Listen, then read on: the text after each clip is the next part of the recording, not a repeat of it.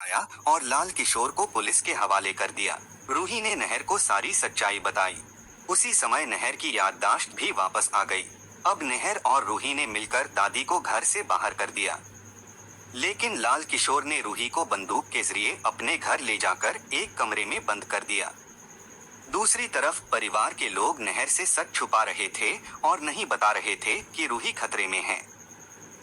नहर को बेचैनी होने लगी। उसे पता था कि रूही किसी खतरे में है। बेचैनी महसूस करके नहर अवनी के पास गया और कहा, अगर तुम मुझे अपना भाई मानती हो तो सच सच बताओ कि रूही कहाँ गई है। अवनी की आंखों में आंसू थे। उसने अकेले में नहर को सच बताया। उसने रोते हुए कहा, नहर भैया, रूही आपकी असली पत्नी है। दादी की सलाह और डॉक्टर की सलाह के कारण उसने नकली शादी का नाटक किया। अगर वह अलग नहीं होती तो आपकी याददाश्त कभी वापस नहीं आती और आप अपनी नई जिंदगी शुरू नहीं कर पाते। नहर ने अवनी की बात सुनकर हैरानी और भावुकता महसूस की। अवनी ने नहर को रूही और उनके बेटे रूहान की तस्वीरें भी दिखाई। नहर ने उन्हें देखा और उसकी सारी पुरानी यादें लौट आईं।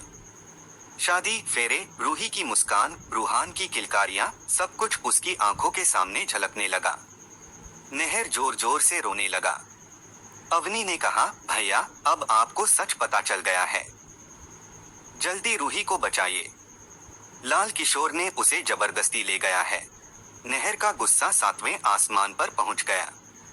उसने लाल किशोर के घर का पता लिया और गाड़ी की तरफ दौड़ पड़ा।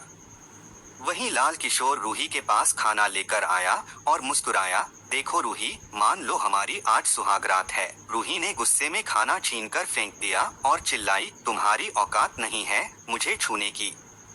मैं सिर्फ नहर की हूँ और हमेशा उसी की रहूंगी। लाल किशोर पागल हो गया। उसने रूही को पकड़ने की कोशिश की, लेकिन रूही ने पूरी ताकत से खुद को छुड़ाया और जोर जोर से चिल्लाई, नहर जी, मुझे बचाइए।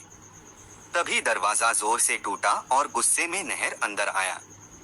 उसने लाल किशोर पर हमला किया और उसे जमीन पर गिरा दिया।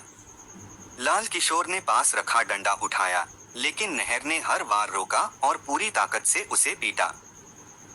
थक कर लाल किशोर नहर और रूही के पैरों में गिर पड़ा और माफी मांगने लगा। नहर ने उसे पकड़कर पुलिस को बुलाया और लाल किशोर को जेल भेज दिया। नहर ने रूही को गले लगाकर घर वापस लाया। घर पहुंचते ही परिवार वाले चौंक गए। दादी को सबसे ज्यादा सदमा लगा क्योंकि उसकी चाल अब बेनकाब हो चुकी थी। दादी ने नहर से माफी मांगी, लेकिन नहर अब सख्त हो चुका था। उसने कहा, दादी, आपने मेरी रूही को मुझसे अलग करने के लिए हर हद पार कर दी। अब आप इस घर में रहने लायक नहीं हैं। इतना कहकर नहर ने दादी को घर से बाहर निकाल दिया। अब नहर और रूही एक हो गए। दोनों के साथ उनका बच्चा रूहान भी खुश था।